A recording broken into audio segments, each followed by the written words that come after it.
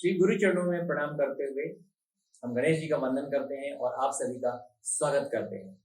मित्रों, हमारे पिछले वीडियो को आप सभी का बहुत प्यार मिला, उसके लिए बहुत धन्यवाद। बहुत से लोगों के फोन आए, बहुत से लोगों ने मेल किया, बहुत से लोगों ने व्हाट्सएप पे बात की, बहुत ही अच्छा लगा।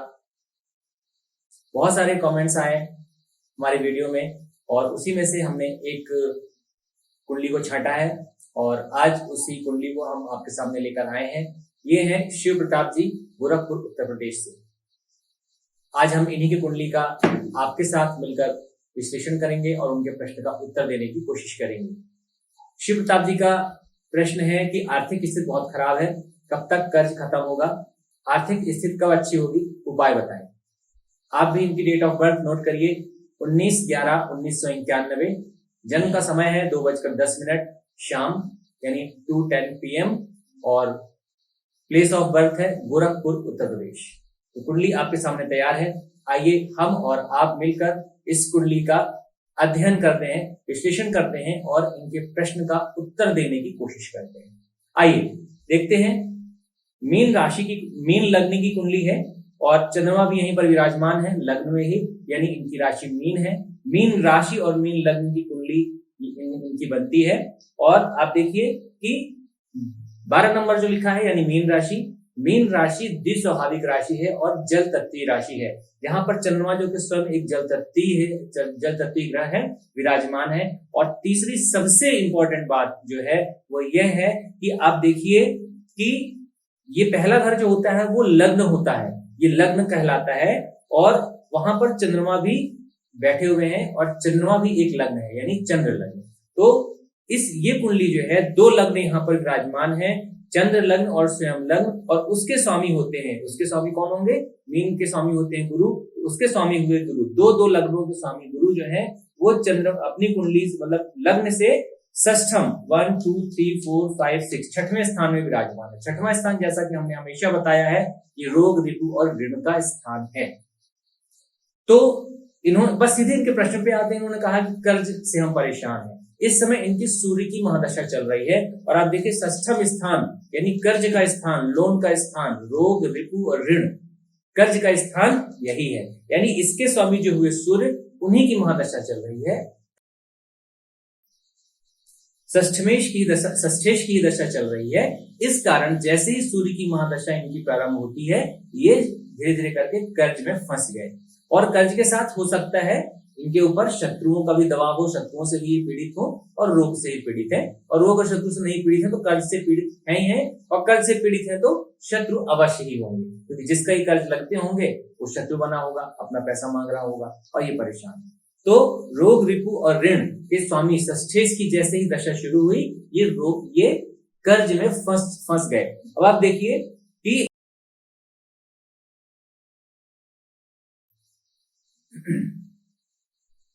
आप देखिए कि लग्न का स्वामी षष्ठम स्थान में बैठा हुआ। लग्न क्या है? लग्न आप हैं, आप स्वयं। और दो लग्नों के स्वामी कौन बने? चंद्र लग्न और लग्न के स्वामी गुरु बने। दो लग्नों से जो स्वामी है गुरु, वो षष्ठम स्थान में बैठे हैं। यानी गुरु की जैसे ही अंतरदशा आई, सूर्य में गुरु की जैसे ही अंतरदशा आई, आप और ज्यादा परेशान हो गए और आपको धन हानि, सम्मान की हानि, मान सम्मान की हानि, सब कुछ आपको हो रहा है। क्योंकि ये लग्न जो होती है वो धन को भी बताती है, आपके कॉन्फिडेंस को बताती हैं, आपके स्वभाव को बताती हैं, आपके शरीर को बताती हैं। देखिए यहाँ पर चंद्रमा विराजमान है, शरीर से याद आया, यहाँ पर चंद्रमा बैठे हैं। आप एक आपका रंग गोरा होना चाहिए और चंद्रमा जैसा गोल चेहरा आपका होना चाहिए। और गुरु की राशि है, स्वाभाविक है, बहुत ही अच्छे व्यक्तित्व के आप मालिक होंगे। पर कुंडली को और भी आगे अध्ययन करते हैं, देखते हैं। सिर्फ स्वरूप पता चल जाने से ये नहीं कहा जा सकता कि व्यक्ति बहुत अच्छा है। आप चेहरे के हिसाब से अच्छे हो सकते हैं, पर अभी बाकी कुंडली पूरी अध्ययन के लिए पड़ी हुई है। तो देखिए, जैसे ही सूर्य में गुरु का अंतर आया, आप जो है कर्ज में उलझते चले गए। उसके बाद बुध का अंतर आया, आप और भी उलझते चले जा रहे हैं, क्योंकि बुध जो है चौथे और 7वें स्थान का स्वामी है। यानी कि 2 केंद्र स्थानों का स्वामी है और 2 केंद्र स्थानों का स्वामी जो है वो अशुभ हो गया और अशुभ होके आप यहाँ से देखेंगे कि चतुर्थ से 1 2 3 4 5 6 पुनः छठवें घर में बैठ जाता है जाके बुध, क्योंकि 3 नंबर के स्वामी मिथुन राशि के स्वामी बुध हुए, वो जाके अपनी राशि से छठवें, और ये भी उन्हीं की राशि है, बुध की राशि है, 7वें स्थान से 1 2 3 तीसरे, यानी यहां से षष्ठम स्थान और यहां से तृतीय स्थान में जाके बैठ गए। और जैसा कि आप जानते हैं तृतीय और षष्ठम स्थान दोनों ही बुरे स्थान है, तो वहां का स्वामी जाके स्वयं सूर्य के साथ बैठ गया। तो सूर्य की महादशा, षष्ठेश की महादशा में गुरु लग्न के स्वामी की अंतर्दशा हो चाहे बुध की अंतर्दशा हो, वो कितनी खराब होगी आप समझ ही रहे हैं, वरना आपको लिखना नहीं पड़ता कि आप कर्ज से परेशान हैं। तो हाँ, आप कर्ज से परेशान हैं, 100% आप कर्ज से परेशान हैं।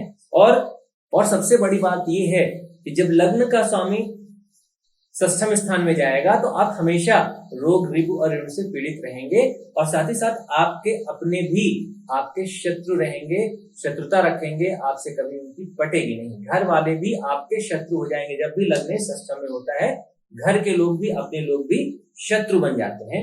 ये बात आपको नोट करके रखनी है। तो साथ ही साथ आप समझ लीजिए कि आपको अपना बिहेवियर ऐसा रखना है, अपना व्यवहार ऐसा रखना है कि आपसे लोग शत्रुता ना करें। ये तो ग्रहों की स्थितियां हैं, वो अपने आप शत्रु बना देंगी, शत्रु पैदा कर देंगी। अब आप देखिए कि दूसरे स्थान में मंगल की राशि है, और मंगल जो है वो कहां बैठे हैं आपकी कुंडली में? मंगल आपकी कुंडली में अष्टम स्थान में बैठे हैं। 1 2 3 4 5 6 7 अपने से सप्तम स्थान में बैठे हैं। और यह राशि भी जो है वृश्चिक राशि, जहां 8 नंबर लिखा है 9वें स्थान में, यह भी मंगल की राशि है। तो देखा जाए कि नवमेश जो है वो अपने से द्वादश और कुंडली से, लग्न कुंडली से, चंद्र कुंडली से अष्टम स्थान में बैठे हैं। तो ये भी अच्छी, धन के स्वामी, ये धन भाव, अगर इसको हम पैसों से, आपकी कुंडली को पैसे के हिसाब से आर्थिक रूप से एनालिसिस करें तो ये धन भाव है, संचित धन का भाव है, कमाया हुआ धन है, विरासत में मिला हुआ धन है, पैतृक धन है। तो ये धन भाव के स्वामी और भाग्य भाव के स्वामी, जो कि पिता का भी भाव है और आध्यात्म का भी भाव है, उसके स्वामी अपने से द्वादश और यहाँ से षष्ठम बैठे हुए हैं। तो फिर से वही बात आ गई कि धन भाव के स्वामी जो हैं अपने सप्तम स्थान में गए हैं, किंतु लग्न से वो अष्टम में है। और अष्टम स्थान जैसा कि बता चुके हैं कि बुरा स्थान होता है, वहां पर चले गए, यानी धन का विनाश हो गया। और नवमेश जो है वो, जो उसके स्वामी भी नवम के स्वामी मंगल ही बनते हैं, वो अपने से द्वादश स्थान, यानी द्वादश स्थान जो कालपुरुषी कुंडली में व्यय स्थान कहलाता है, तो नवम स्थान का भी व्यय हो गया, पिता के साथ संबंधों का व्यय हो गया, आपके भाग्य का व्यय हो गया, यानी कहीं ना कहीं जो है आप परेशानी में फंस के चुके हैं। और आप देखेंगे कि मंगल की दृष्टि जो है 1 2 3 4 चौथे स्थान पर अपने से चौथे दृष्टि होती है, 5 6 7। तो सातवें दृष्टि हम बता ही चुके हैं, क्योंकि इनका ही घर है, मंगल का ही घर है, इसलिए यहाँ पर धन भाव को कोई खास नुकसान मंगल नहीं पहुंचा रहे हैं। किंतु मंगल की दृष्टि जो है 11वें स्थान पे, जो कि आय भाव कहलाता है, आय का स्थान है, जहां पर शनि अपनी ही राशि में विराजमान है, जो कि शनि और मंगल आपस में घोर शत्रु है, और शनि की 10वीं दृष्टि भी जो है वो मंगल पर पड़ रही है, और मंगल की दृष्टि शनि में पड़ रही है। ये आय के लिए जो है इन दोनों की दृष्टियों का आपस में एक्सचेंज होना भी अच्छी बात नहीं है। आते हैं चौथे घर में। चौथा घर जो है ये भूमि भवन वाहन सुख और माता का घर है। आप देखेंगे कि इसके स्वामी चौथे घर के स्वामी जहां 3 नंबर लिखी है मिथुन राशि, उसके स्वामी जो होते हैं वो हैं बुध, जो कि 2 केंद्र स्थानों यानी चौथे और सप्तम के स्वामी होते हैं। वो जाकर नवम स्थान में सूर्य के साथ बैठे हुए हैं, जो कि 1 2 3 4 5 6 अपने से षष्ठम, और अगर सप्तम स्थान जहां बुध की दूसरी मिथुन राशि है वहां से गिने तो 1 2 3 तीसरे स्थान, वो भी संघर्ष का स्थान है, परेशानियों का स्थान है, तो जाकर बैठे हैं। तो ये जो है यहाँ पर बुध जो है अशुभ ग्रह के रूप में नवम स्थान में जाकर बैठ जाते हैं। तो जैसे ही बुध की महादशा, बुध की अंतरदशा सूर्य में आती है, तो वो भी आपको भूमि भवन वाहन की हानि कराते हैं, या उनसे संबंधित पीड़ा या परेशानी आपको देते हैं। ठीक है, आप देखिए पंचम स्थान जिसके की स्वामी है कि कर्क राशि लिखी हुई है, इसके स्वामी चंद्रमा होते हैं, जो कि कुंडली के लग्न स्थान में जाकर बैठे हैं, और लग्नेश जो है षष्ठम स्थान में बैठा है। तो लग्न चंद्रमा बहुत अच्छे स्थान में जाके बैठे हैं, किंतु आप चंद्रमा अच्छा फल देगा या बुरा फल देगा, इसके लिए आपको देखना होगा कि ग्रह के जो स्वामी है, जिस राशि में ग्रह बैठा है उसके स्वामी कहाँ बैठे हैं। तो इस चंद्रमा मीन राशि में बैठा है, और मीन के स्वामी होते हैं गुरु, जो कि षष्ठम स्थान में बैठे हैं। हालांकि और साथ ही साथ आप देखिए कि गुरु षटबल में, गुरु में बहुत ज्यादा बल भी नहीं है, 7 में से सिर्फ 4 अंक प्राप्त हुए हैं गुरु को, तो गुरु में कोई बल भी नहीं है, इसलिए शत्रुओं से परेशानी, कर्ज से परेशानी, रोग से परेशानी 100% संभव है। पंचमेश जो है वो जाके लग्न में बैठते हैं, किंतु जहां वो बैठते हैं उसके स्वामी जाके षष्ठम स्थान में बैठते हैं, इसलिए चंद्रमा यहाँ बैठे कोई बहुत अच्छा परिणाम नहीं देने वाला है। अब देखिए हम छठवें स्थान में आते हैं। हम बता ही चुके हैं छठवें स्थान के स्वामी सूर्य बनते हैं, जो कि अपने से चतुर्थ 1 2 3 4 अपने से चौथे स्थान में भाग्य भाव में जाके बैठे हैं, और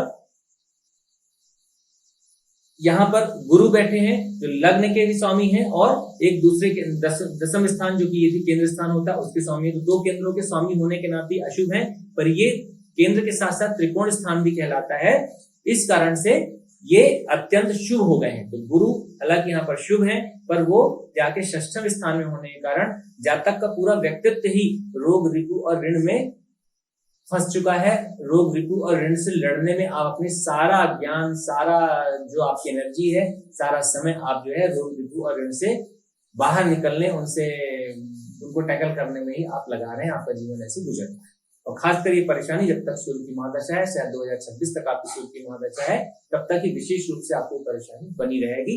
हालांकि जो कुछ भी आप बचे हुए हैं वो इसलिए क्योंकि सूर्य में देखिए आप षटबंध में सबसे ज्यादा बली ग्रह जो है आपका, हालांकि बुध है, पर उसके बाद सूर्य है, तो सूर्य में पर्याप्त बल है, इस कारण से आप अभी तक शत्रुओं से, कर्ज से और इस स्थिति से टकराने की क्षमता अभी आपने बाकी है। हिम्मत हारने की आवश्यकता नहीं, आप मेहनत करिए, आप कोशिश करिए, प्रयास करिए, आप इससे बाहर निकलेंगे।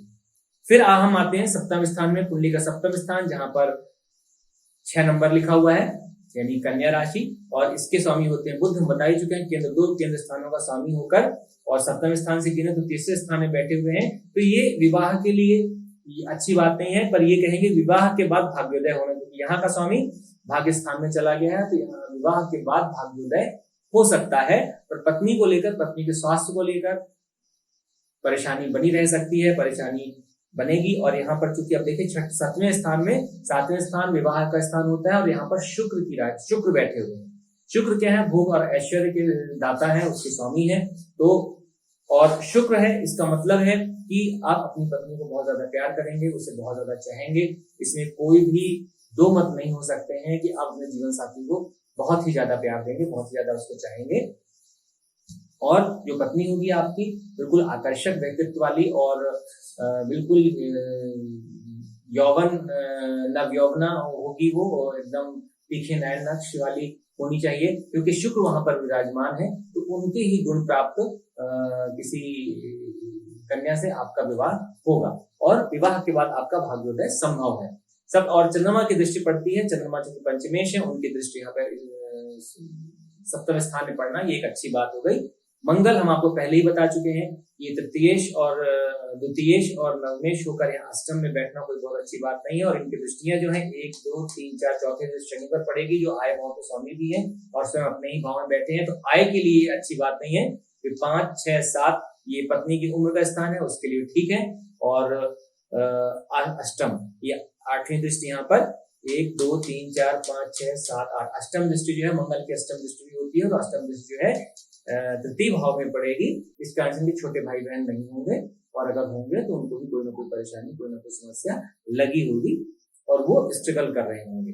9वां स्थान जो होता है ये भी मंगल की राशि है, इसके स्वामी जो है यहाँ पर आके बैठे हैं अपने से द्वादश और लग्न से अष्टम में बैठे हैं, तो ये पिता और भाग्य के लिए कोई बहुत अच्छी बात नहीं है। 10वें स्थान में आते हैं, 10वें स्थान जो गुरु की राशि है, और गुरु अपने से 7 8 9, यहां से देखा जाए तो 9वां स्थान है, पर यहाँ से फिर से देखेंगे 2 लग्नों से गुरु जो है वो षष्ठम स्थान में बैठे हैं, इसलिए गुरु की पोजीशन अब बिल्कुल अच्छी नहीं है। आप अपना सारा व्यक्तित्व, आप अपनी सारे प्रयास, अपना सारा एनर्जी, अपना सारा धन जो है रोग, रिपु और ऋण में खर्च कर रहे हैं, उनसे बाहर निकलने, उनको टैकल करने में खर्च कर रहे हैं। अब यहाँ पर देखने की बात यह है कि चतुर्थ स्थान में केतु बैठे हैं, और 10वां स्थान जो कर्म स्थान है वहां पर राहु बैठे हैं। तो राहु की दृष्टि और केतु का चतुर्थ स्थान में बैठना आपके घर में गृह में कलह का वातावरण होगा, आपस में किसी की किसी से निपटती होगी, और अकारण ही लड़ाई झगड़े और कष्ट का माहौल बना रहता है। और आपके मित्रों की संख्या जो है बिल्कुल नगण्य होगी, यानी ना के बराबर होगी। आपके मित्रों की संख्या बिल्कुल होंगे, आपके मित्र बिल्कुल नहीं होंगे। और राहु जो दसम स्थान कर्म स्थान में बैठे हैं, तो हम आपको ये सलाह देते हैं कि राहु जब भी दसम स्थान में आते हैं तो ऐसा शास्त्र कहता है कि वो राजनीति की ओर ले जाते हैं। और जब राजनीति की ओर आदमी होता है तो आप बड़े बड़े राजनेताओं को आप देखेंगे, जब राहु यहाँ पर होंगे तो केतु यहाँ पर होंगे, तो उनका जो है फैमिलियर जो लाइफ है उनकी बहुत अच्छी नहीं होती। वहां पर कलह का वातावरण, अलगाव, लड़ाई झगड़े या मिसअंडरस्टैंडिंग हमेशा रहती है। तो अगर आप इसको एक अलग एंगल से देखें तो राजनीति की ओर ये राहु आपको ले जा सकते हैं। तो आप कोशिश करें। हालांकि फिर वही बात आ गई कि जिस राशि में राहु बैठे हैं उसके स्वामी जो है गुरु बनते हैं, और गुरु जो है वो षष्ठम स्थान में बैठे हैं, यानी ये स्थान संघर्ष का स्थान है, स्ट्रगल का स्थान है, कंपटीशन का स्थान है। तो आपको बहुत कंपटीशन करना पड़ेगा, बहुत ज्यादा मेहनत करनी पड़ेगी, और वहां से आपको राजनीतिक स्तर पे भी आप कुछ अपना काम, अपना नाम प्रयास करने पर आप कमा सकते हैं। राहु आपको समय आने पर वहां पर एक राजनीतिक कैरियर के रूप में भी आप इसका उपयोग कर सकते हैं, आपको राजनीतिक कैरियर दिला सकते हैं। अब देखिए यहाँ पर नवम स्थान की एक बार फिर से चर्चा करते हैं कि नवम स्थान जो है, एक साइड नवम स्थान के स्वामी बुध जहां बैठे हैं, नवम स्थान में बैठे हैं, सप्तम स्थान के स्वामी नवम स्थान में बैठे हैं बुध, और यहाँ पर आप देखिए एक साइड राहु बैठे हैं और एक साइड मंगल बैठे हैं। नवम स्थान जो है और सूर्य बुध नवम स्थान, ये तीन चीजें जो है वो राहु और मंगल के मध्य, इसे कहते हैं पाप कर्तरी योग, यानी सप्तम स्थान का स्वामी बुध पाप कर्तरी योग में है, और शुक्र पर भी केतु का केंद्रीय प्रभाव पड़ता है, यानी सप्तम स्थान और विवाह के कारक शुक्र और विवाह के घर के स्वामी जो बुध हैं वो पाप कर्तरी योग में जाते हैं। इस कारण से विवाह, बहुत अच्छे विवाह की संभावना नहीं बनती है। और वैसे भी देखा जाए तो सप्तम स्थान के स्वामी चूंकि नवम स्थान में जाते हैं, तो ये स्थान पिता का स्थान है, अध्यात्म का स्थान है, गुरु का स्थान है। तो आपके जो विवाह है वो संभवतः पिता के बताए हुए स्थान या पिता के बताए हुए रिश्ते से ही आपकी शादी होगी, आपका विवाह होगा। तो आपको ये चीज ध्यान रखने की जरूरत है। हर कोई जानने के इच्छुक होता है उसका विवाह कैसे होगा, कहाँ होगा, किसके माध्यम से होगा। तो पिता के माध्यम से या पिता तुल्य लोगों के माध्यम से, या गुरु ज्योतिषी या किसी पंडित पुरोहित के बताए रिश्ते से ही आपका विवाह संभव होगा। अब आते हैं 11वां स्थान, जो कि आय भाव कहलाता है। यह स्थान छठे से छठा होता है, 1 2 3 4 5 6, ये छठवां स्थान है। यहाँ से गिनने में छठवां स्थान पड़ता है, और यहाँ पर शनि की राशि भी है, और शनि अपनी ही राशि में बैठे हुए हैं। और शनि की दूसरी राशि जो है द्वादश स्थान व्यय भाव में बैठे हुए हैं। द्वादशीज जो होते हैं वो अपनी दूसरी राशि का फल देते हैं, अर्थात शनि जो है द्वादश का फल न देकर आय भाव का फल देंगे। अगर शनि अच्छी मजबूत स्थिति में है, बलवान स्थिति में है, तो बहुत अच्छे आय का साधन देंगे। हालांकि अपने ही स्थान में बैठे हैं, इस ढंग से बलवान है, और षटबल में देखने पर शनि को सिर्फ 3 अंक प्राप्त होते हैं। तो बहुत ज्यादा धन की स्थिति, यहाँ पे आय की स्थिति, धन के बजाय हम कहेंगे आय की स्थिति बहुत ज्यादा अच्छी नहीं है। पर चूंकि शनि अपनी स्थान में बैठे हैं, वो न्यायकर्ता ग्रह है, आप जितनी मेहनत करेंगे, शनि जो है मेहनती ग्रह है, मेहनत करके ही देता है, मेहनत करा के ही कुछ देता है। तो आप हार्ड वर्क करिए, बहुत ज्यादा मेहनत करिए, शनि आपको अपनी मेहनत का फल अवश्य देंगे। पर शनि जब भी शनि की महादशा या अंतरदशा आएगी तो संभव है कि वो किसी रोग बीमारी से आपको ग्रस्त कर दें, रोग बीमारी आपको दे दें। पर धन के मामले में हालांकि चूंकि कमजोर है इनसे बहुत ज्यादा धन की आशा नहीं की जा सकती, पर फिर भी आप मेहनत करेंगे, मेहनत करना मत छोड़िए, तो आपको कुछ न कुछ जरूर प्राप्त होगा। साथ ही साथ अब देखने की बात है कि शनि की जो दृष्टियां होती हैं, शनि की 3 दृष्टियां होती हैं, तीसरी, 7वीं और 10वीं। तो 1 2 3, तीसरी दृष्टि उसकी लग्न में पड़ेगी और चंद्रमा में पड़ेगी। 4 5 6 7, 7वीं दृष्टि जो है वो पंचम स्थान, यानी पुत्र का भी भाव है, ये संतान का भाव है, विद्या का भी भाव इसको कहा गया है। मेन ये संतान भाव होता है, उस पर पड़ रही है। और 8 9 10 मंगल और अष्टम स्थान पर पड़ रही है, जहां पर शुक्र की राशि है। तो ये शनि की जो दशम दृष्टि है मंगल पर पड़ना आयु के लिए अच्छी बात बिल्कुल नहीं है, ठीक है। और जो ये शनि की दृष्टि लग्न में पड़ रही है और चंद्रमा पर पड़ रही है, ये इसको समझने की जरूरत है, क्योंकि जैसे ही शनि की दृष्टि चंद्रमा पर पड़ेगी, आप बहुत ही ज्यादा मानसिक उलझनों में, मानसिक परेशानियों में फंसते चले जाएंगे। आपके दिमाग में तूफान नहीं, सुनामी उठेगा, आप एकदम चिंताग्रस्त रहेंगे। दिन भर आप हर बात में आप उलझेंगे, हर बात में आप चिड़चिड़ा हो जाएंगे, चिड़चिड़ाएंगे, आपको हर बात में परेशानी होगी, आप बिल्कुल विस्फोटक स्थिति रहेगी आपके मन की। तो ये योग बहुत अच्छा योग नहीं कहलाता। कलंक योग कह सकते हैं, विष योग कह सकते हैं, मानसिक उलझन का योग कह सकते हैं। कुल मिला के शनि जो है आपको अपने से ही पृथक कर देंगे, ये पृथक करने की कोशिश करेंगे, क्योंकि पृथकताकारी ग्रह है और लग्न है यानी आप, तो आप अपने से ही पृथक हो जाएंगे, संन्यास्त जीवन व्यतीत करने लगेंगे, आप जो मिल गया सब ठीक है वाली कहानी रहेगी। और शनि जो है क्योंकि दो लग्नों को प्रभावित कर रहे हैं, तो इसका दुष्परिणाम आपको अवश्य मिलेगा, आप मानसिक उलझनों से परेशान रहेंगे। द्वादश स्थान जैसा कि हम बता ही चुके हैं कि शनि का स्थान है और शनि अपने से इस स्थान से द्वादश है, तो खर्च के लिए स्थान जो है व्यय का व्यय भाव में शनि बैठे हैं, ये व्यय भाव है, और उसके द्वादश इस घर का द्वादश ये घर है, तो शनि वहां बैठे हुए हैं, तो खर्च बढ़े चढ़े रहेंगे, खर्चों से आप परेशान रहेंगे, और क्योंकि शनि में बल नहीं है इस कारण से भी आप जो है कोर्ट कचहरी लड़ाई झगड़े आदि से आपको सावधान रहने की आवश्यकता है। चलिए, ये हो गया एक छोटा सा विश्लेषण। अब आते हैं कि आपने जो प्रश्न पूछा था कि कर्ज में उलझे हैं, कर्ज कब तक समाप्त होगा, तो जैसे ही सूर्य की महादशा समाप्त होगी, जो लगभग 2026 में समाप्त होने वाली है, 2026 से जैसे ही ये सूर्य की महादशा समाप्त होगी, तो आप जरूर रोग ऋण से राहत पाएंगे, उससे आपको छुटकारा मिल सकता है। इसके लिए आपको करना क्या है, फिलहाल जो है आप देखिए चंद्रमा की स्थिति को देखिए, आप अगर चाहें, अगर आपके पास पैसे हैं, अगर आप रत्न पहनना चाहते हैं तो मोती धारण करें, मोती को आमंत्रित कराकर उसकी प्राण प्रतिष्ठा करा के आप मोती पहन सकते हैं। मंगल को पहनने की सलाह, मंगल के रत्न मुगा को पहनने की सलाह हम इसलिए नहीं देंगे क्योंकि ये भाग्य स्थान के स्वामी तो हैं, पर ये द्वितीयेश भी है, भाग्य स्थान के स्वामी हैं, किंतु ये जाकर अष्टम में बैठ गए हैं। आप मंगल देव की पूजा कर सकते हैं, और हम आपको कहेंगे कि आप पंचमेश की पूजन करें। पंचमेश यहाँ पर चंद्रमा होते हैं आपके, और उसके स्वामी जो होती है लक्ष्मी, स्वामी जो लक्ष्मी है, तो आप माता लक्ष्मी की पूजा करें।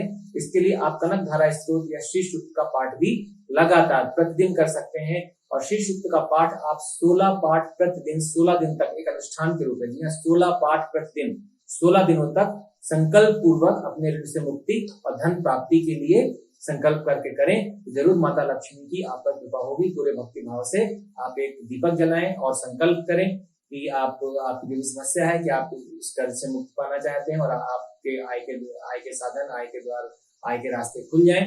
ऐसी आप माता लक्ष्मी से उनकी प्राप्ति की प्रार्थना करके आप कनक धारा स्तोत्र का 16 पाठ 16 दिन तक लगातार करें। आपके मित्रों की संख्या जो है वो टोटल नगण्य होगी, यानी ना के बराबर होगी। ठीक है, आपको जो राहु जो बैठे हुए हैं, 10वें स्थान में जो राहु बैठे हैं, वो राजनीति की ओर ले जा सकते हैं। आप प्रयास करें, हालांकि बहुत संघर्ष है, क्योंकि जहां पर वो बैठे हैं, जिस राशि में बैठे हैं, उसके स्वामी गुरु बनते हैं, और गुरु जाके 6वें स्थान में बैठे हैं, जो कि कंपटीशन का भाग है, कंपटीशन का भाव है।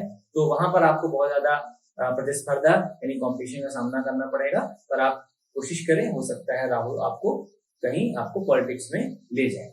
11वां स्थान जो होता है आय भाव है, आय भाव में शनि की राशि है, शनि स्वयं अपनी राशि में विराजमान है, तो देखा जाए तो ये एक अच्छी स्थिति है। पर शनि में षटबल में देखा जाए तो आफ्टर ऑल उनमें बहुत ज्यादा बल नहीं है, बहुत ज्यादा उनमें ऐसी शक्ति नहीं है कि आपको कोई आय, बहुत अच्छा आय दिला सके, इसलिए। और शनि भी जो है एक मेहनत कश ग्रह है, मेहनतशील ग्रह है, तो आपको इसके लिए काफी परिश्रम करना पड़ेगा। परिश्रमी ग्रह है तो आपको बहुत ज्यादा परिश्रम करेंगे तभी आप आय प्राप्त कर सकते हैं। द्वादश स्थान के भी स्वामी शनि बनते हैं, जो कि अपने से द्वादश और लग्न से 11वें स्थान में बैठे हैं।